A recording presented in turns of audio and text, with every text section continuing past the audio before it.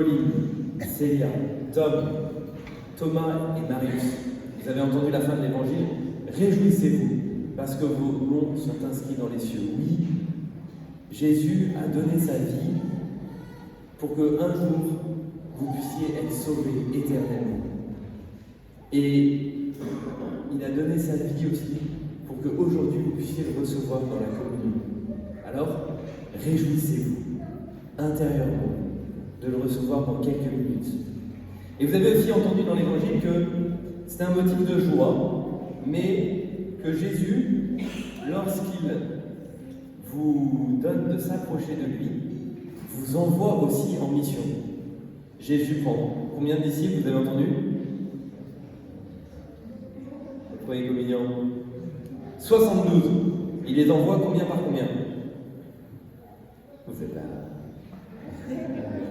2 par 2, exactement. Il les envoie 2 par 2 en mission. Qu'est-ce que c'est que la mission? À partir du moment où on est chrétien, on est envoyé en mission.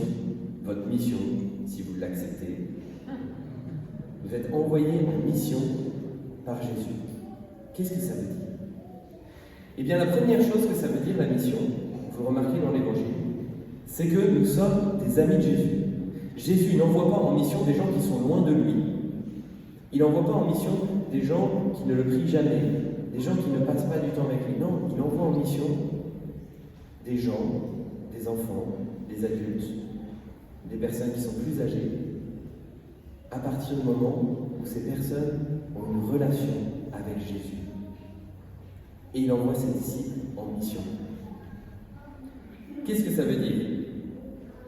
Ça veut dire qu'il y a un lien très fort entre la prière, c'est-à-dire votre union à Jésus.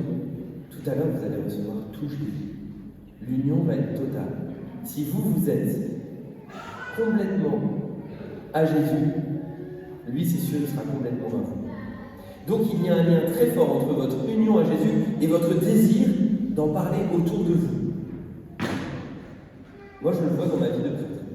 Quand j'arrête de prier,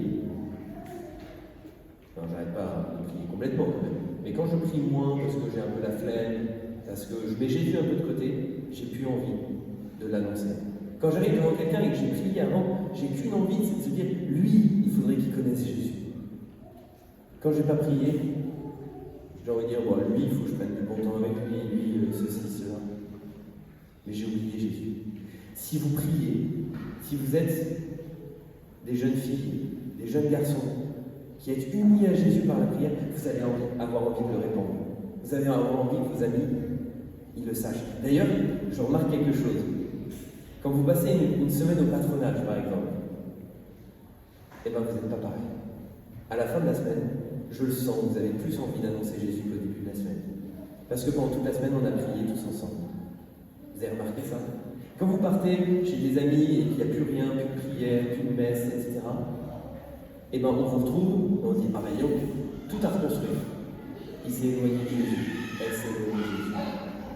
Et vous voyez ce lien très fort entre votre prière et votre désir d'annoncer Jésus.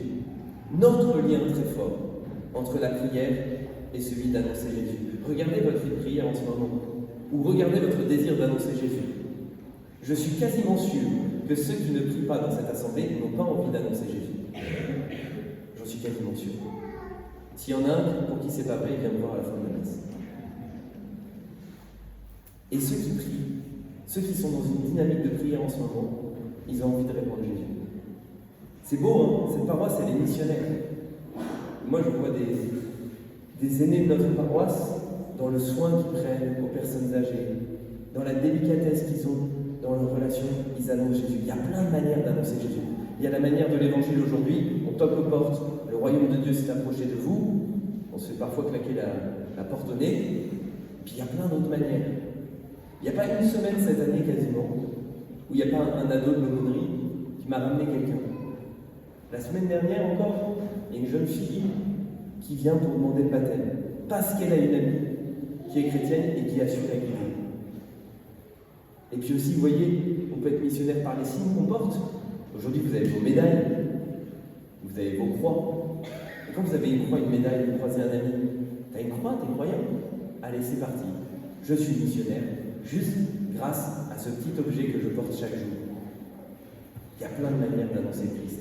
Et si vous êtes unis à Jésus dans la prière, Jésus va vous dire, quand vous arriverez devant quelqu'un, comment vous pouvez lui annoncer Christ.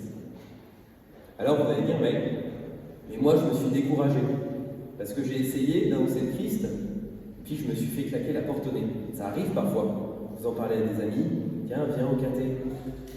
T'as une difficulté, je vais prier pour toi, j'en ai rien à faire. C'est vrai, parfois on se fait claquer la porte au nez. Mais c'est pas grave. Si on est unis dans la prière à Jésus, on ne va pas être désespéré. C'est vrai que si on n'est pas unis à Jésus dans la prière, on va se désespérer parce qu'on va dire, bon, ça sert à rien, c'est pas efficace. Et si Jésus est notre trésor, celui que vous allez recevoir dans quelques minutes est votre trésor, vous vous découragerez jamais. Et vous aurez toujours envie de le répandre, même s'il y a des portes qui se ferment devant vous. Et vous voyez, un autre petit détail. Est-ce que vous avez marqué qu'est-ce que prennent les disciples quand ils sont envoyés en mission? C'est pour vous, là, les premiers communions, la question. Qu'est-ce que les disciples prennent avec eux pour la mission? Jésus leur dit de prendre quoi avec eux? Un bâton? Des sandales? Non. Il dit à ses disciples, ne prenez rien. Absolument rien. Pas de bâton, pas d'affaires de change, pas à manger, pas de sandales pour marcher. Et allez-y. Ils ont rien. Moi, je pars ce soir en voyage avec l'équipe obsèque. Je suis déjà préoccupé de ce que je vais mettre dans mon sac. Eux, ils ne prennent rien. Pourquoi? Parce que quand ils vont annoncer Jésus, ils vont toquer à une porte, ils vont d'abord demander l'hospitalité. Nous n'avons rien. Est-ce que vous pouvez nous loger, nous donner à manger, nous accueillir? Alors, il y en a qui refusent. Mais ceux qui acceptent, c'est beau cette manière d'annoncer. Comme les disciples sont pauvres, ils demandent de l'aide. Et ceux qui acceptent de leur donner de l'aide font une bonne action. Et à partir du moment où je fais une bonne action, je me rapproche de Jésus. Et alors, je peux entendre l'annonce de l'Évangile plus facilement. C'est une première étape. La pauvreté des disciples suscite la bonté des gens. Alors, je vous laisse avec une question aujourd'hui, les enfants et nous tous. Où en sommes-nous dans notre vie de prière? C'est-à-dire, où en sommes-nous dans notre désir d'annoncer Jésus? Et je vous laisse avec une question que vous posez à Jésus aujourd'hui. Jésus, à qui est-ce que tu veux que je t'annonce?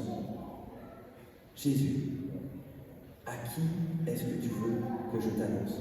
C'est qui la personne à qui tu m'envoies, qui a le cœur ouvert et qui, sans moi, ne pourra pas découvrir Jésus? Si nous ne sommes pas missionnaires, il y a des gens qui ont le cœur ouvert et Jésus comptait sur nous pour leur annoncer et ils ne vont pas connaître Jésus. Jésus, à qui est-ce que tu m'envoies pour annoncer la bonne nouvelle que le royaume de Dieu s'est approché? Amen.